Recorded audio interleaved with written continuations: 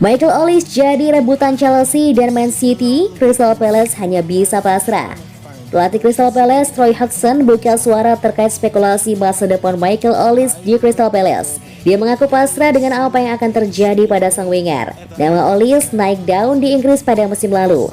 Ini disebabkan sang winger menunjukkan performa yang ciamik di lini serang The Eagles. Apiknya performa Olise ini menarik perhatian sejumlah klub top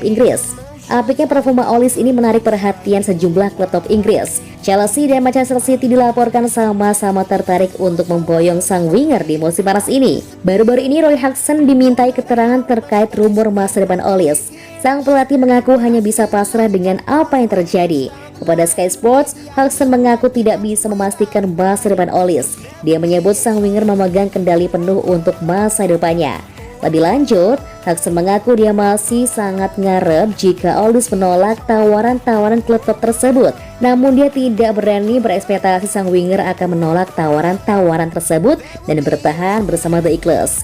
Tidak ada yang tahu apa yang akan terjadi padanya saat ini. Jika ada klub yang benar-benar serius ingin menawarnya di musim panas ini, maka dia yang harus memutuskannya. Saya saat ini hanya bisa menunggu apa keputusan yang akan dia buat. Dia tahu bahwa kami ingin mempertahankannya. Crystal Palace sendiri dilaporkan siap berpisah dengan Olise di musim panas ini. The Eagles dikabarkan siap menjual Olise jika ada klub yang membayar sekitar 50 juta pound sterling untuk jasanya.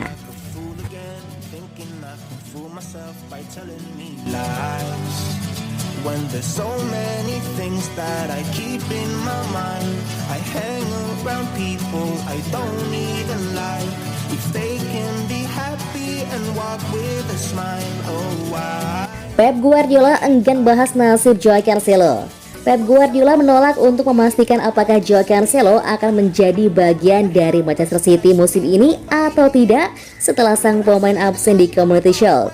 Setelah menghabiskan paruh kedua musim lalu sebagai pemain pinjaman di Bayern Munich setelah berselisih dengan sang manajer, Joao Cancelo kembali ke Etihad pada musim panas dan ikut ambil bagian dalam laga pramusim di Jepang dan Korea. Namun ketika pemain baru Joshua Gvardiol melakukan perjalanan ke London bersama skuad untuk menghadapi Arsenal, meskipun tidak ikut bermain, tidak ada tanda-tanda dari Cancelo muncul. Tanpa adanya masalah cedera yang menghalangi sang bek Portugal untuk berada di Wembley, Guardiola ditanyai apakah sang bek sayap masuk dalam rencananya untuk jangka panjang. Namun dia tidak memberikan komentar apapun. Dia harus pulang ke rumah bersama keluarga dan tidak berada di sini, kata sang pelatih dilansir Manchester Evening News. Cancelo terus dihadapkan pada masa depan yang tidak pasti di Etihad dan ketidakhadirannya musim lalu tidaklah merugikan tim. Dia absen selama beberapa bulan di mana City benar-benar menemukan performa terbaiknya untuk meraih treble yang luar biasa, dengan Rico Lewis menjadi salah satu pemain yang memberikan opsi bagi tim.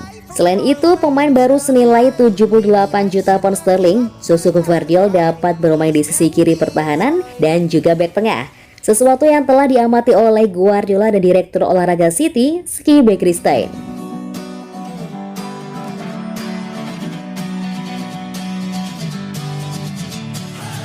Sitting lonely in my room again, trying to find the words to say, but nothing comes out. Ini yang bikin Erling Haaland sukses jadi mesin gol Manchester City. Mantan pemain timnas Inggris Gary Lineker mengungkap penyebab yang membuat Erling Haaland berhasil menjadi mesin pencetak gol bagi Manchester City. Erling Haaland punya peran yang sangat penting dalam kesuksesan Manchester City memenangkan treble pada musim lalu. The Citizens berhasil menangkan Liga Primer, Piala FA, dan trofi Liga Champions pertama mereka dalam sejarah klub.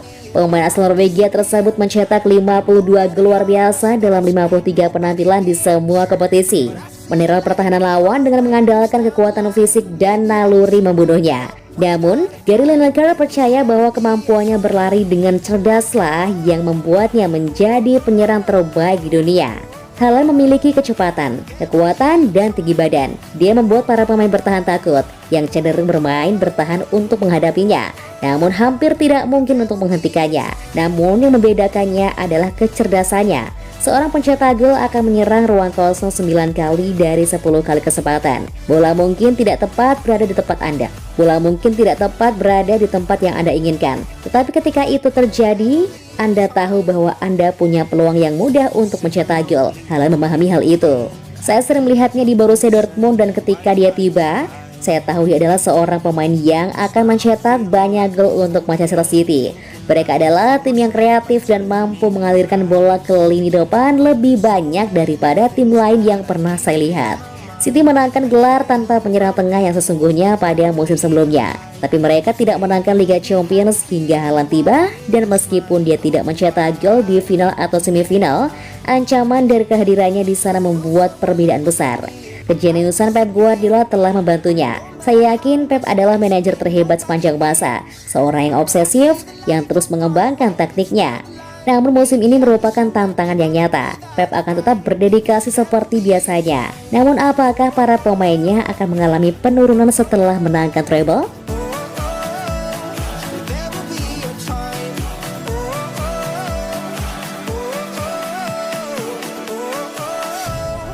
There will be a time.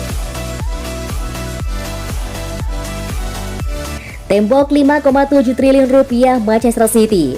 Manchester City punya 6 bek tengah. Jika di total, harga pembelian mereka semua adalah 5,7 triliun rupiah. Wow, kedalaman bek tengah Manchester City nggak main-main. Kedatangan Joshua Gvardiol membuat The Citizens kini punya 6 bek tengah. Kini Manchester City punya Joshua Gvardiol, Ruben Dias, John Stones, Nathan Ake, Manuel Akanji, dan Aymeric Laporte sebagai penghuni lini tengah. Jika dikombinasikan, harga ke-6 pemain itu adalah 345 juta euro atau setara dengan 5,7 triliun rupiah. Ya, manajer Pep Guardiola memang begitu terobsesi beli bek-bek yang mahal di Manchester City. Ke-6 pemain itu pun sedang berada di usia emas. Ake dan Akanji sama-sama berusia 28 tahun. Stones dan Laporte sama-sama berusia 29 tahun. Dias 26 tahun dan Gvardiol masih 21 tahun. Menariknya, bek-bek tengah itu pernah diutak-atik posisinya oleh Guardiola. Sebut saja Stones yang menjelma jadi gelandang bertahan, atau Akanji dan Ake sebagai bek sayap. Tetapi Man City kabarnya juga mau jual beberapa bek tengahnya seperti Laporte. Sang pemain kabarnya juga siap pergi demi mendapat menit bermain yang lebih banyak. Manchester City akan maju ke Liga Inggris musim 2023-2024 sebagai juara bertahan. Sudah 3 kali juara berturut-turut. Punya kedalaman bek tengah yang oke. Akankah City kembali mampu pertahankan titel juaranya? I disappear. No matter how much that I scream, nobody hears.